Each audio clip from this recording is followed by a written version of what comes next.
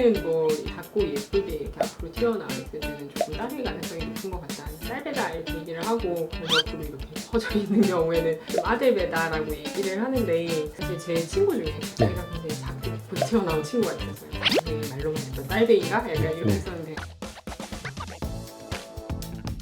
임신 초기의 경우에 이제 아기집이 있고 난황이 있잖아요. 난황이 보통 아들인 경우에는 아기집의 왼쪽 바라보고 왼쪽, 그 다음에 여아인 경우는 그 오른쪽, 산모 입장에서 누워서 봤을 때 보이는 거랑 반대예요. 그런 썰이 있는데 과연 그게 의미가 있을까요, 선생님? 사실 과학적으로 입증된 방법이 아니어서 이 시기에 어떻게든 약간 성별을 좀 예측하고 싶은 이런 노력이 조금 통계를 내다 보니까 약간 어느 정도 이제 조금 뭐 그런 경향이 있지 않나라고 얘기를 하는 거지, 입증된 건 아니라서 사실은 뭐라고 말씀드리기가 좀 그렇죠. 과학적으로는 그때 남성 호르몬, 여성 호르몬이 분화되는 게 아니기 때문에, 또 그리고 그 난황 자체가 어떤 영향을 주는 게 아니기 때문에 요구 가능성은 좀 낮다고 볼 수 있죠. 그 다음에 또 각도법이라고 성별을 구별하는 게 있다는데요. 그건 어떤 건가요, 선생님? 강도법이 진짜 많이 올라오더라고요. 네. 이제 그 산모분들이 이제 사진을 올리고 아들인지 딸인지 봐달라고 하면서 이제 12주 차에 그 사진을 굉장히 많이 올려주세요. 그 태아의 몸통 부분이랑 성기 부분의 각도를 재서 그게 30도 이상이면 뭐 아들이다, 아니면 그 이하면 딸이다, 뭐 이런 식으로 이제 조금 감별을 많이들 하려고 하시더라고요. 그게 너브 이론이라고도 알려져 있는데, 그러니까 뭐 태아 성별을 그 시기에 좀 예측하기 위해서 이제 니프티나 이런 다른 방법들이 나오기 전에 많이 시도됐던 방법이기는 한데, 사실은 뭐 과학적으로 역시나 입증된 방법은 아닙니다. 그래도 이론적으로는요, 그 주수가 약간 호르몬이 분화되는 시기이기 때문에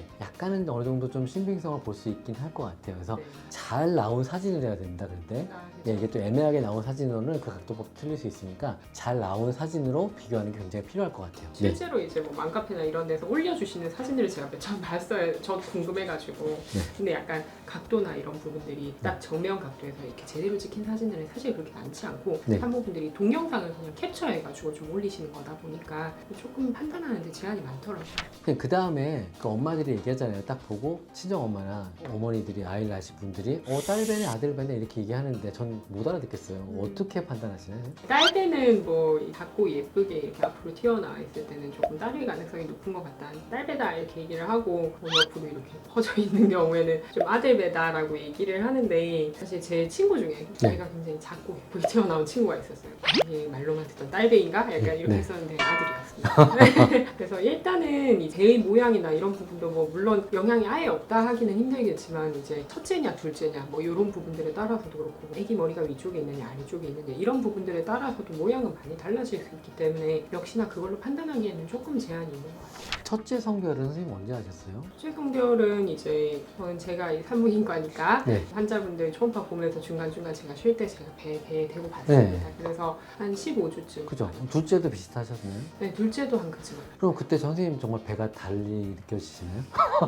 아니, 사실은 이제 의료적인 입장에선 이런 부분들이 전혀 사실 뭐 신빙성 있다고 생각하지 않는 경향이 있으니까 신경도 안 쓰기는 했는데, 뭐 배 모양에서 크게 차이는 없었던 것 같아요. 근데 둘째니까 아무래도 좀 근육이 많이 이완돼서 그런지 좀 처지긴 하더라고요. 근데 이제 이론적으로 보면 그럴 수는 있어요. 남자 아이들은 남성 호르몬이 있어서 좀 과격하다, 배를 좀 많이 찬다, 그래서 좀 이렇게 소위 말하는 울룩불룩하다. 여자 아이는 이게 호르몬이 좀 약간 약해서 과격하진 않다, 이런 게 약간 차이가 있고, 실제로 저는 이제 아들을 키워서 집에 가면요 정말 이렇게 막 뭐 떠다니는 게 이상하지 않아요.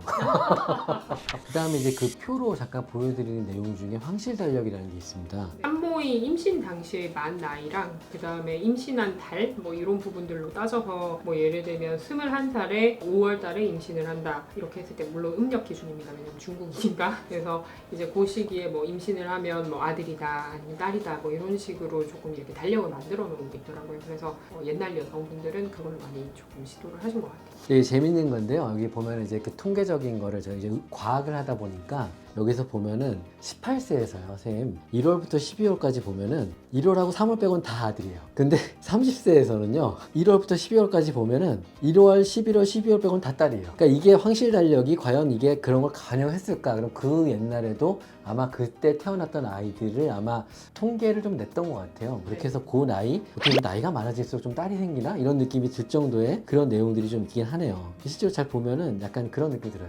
과학적 근거는 없지만 그래도 재미로 한번 또 맞춰볼 수 있는 내용 중에 하나입니다. 그렇죠. 네. 어디까지나 재미로. 네.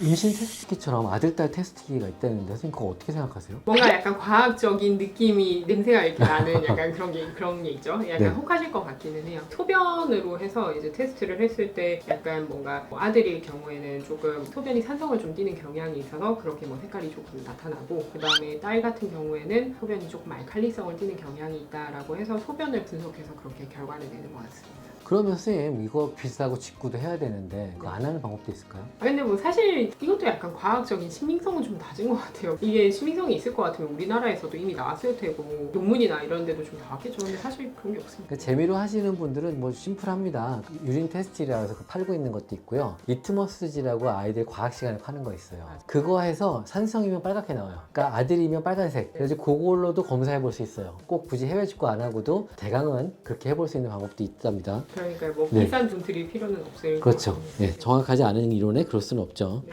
자, 오늘 그 아들딸 감별법에 대해서 얘기했는데요. 그 내용들을 좀 해서 많이 체크해 보시고 해당되면 좀 이게 대강도 예측해 볼 수 있을 것 같긴 해요. 그리고 정답은 어차피 정밀초음파 보는 20주나 이때면 아실 수 있으니까. 네. 앞서 말씀드린 모든 내용이 저희 누누이 말을 했지만 과학적인 근거가 딱 명확히 있는 건 아닙니다. 어디까지나 재미로 하실 부분이라는 거 그런 부분들도 굉장히 이제 부부간에 좀 두근두근하면서 사실 아이를 낳는 어떤 그런 즐거운 과정 중에 하나인 것 같아요. 그런 방법들을 통해서 예측한 성별이랑 실제 성별이 달랐다고 해서 너무 스트레스 받으시거나 이럴 거는 아닌 것 같아요.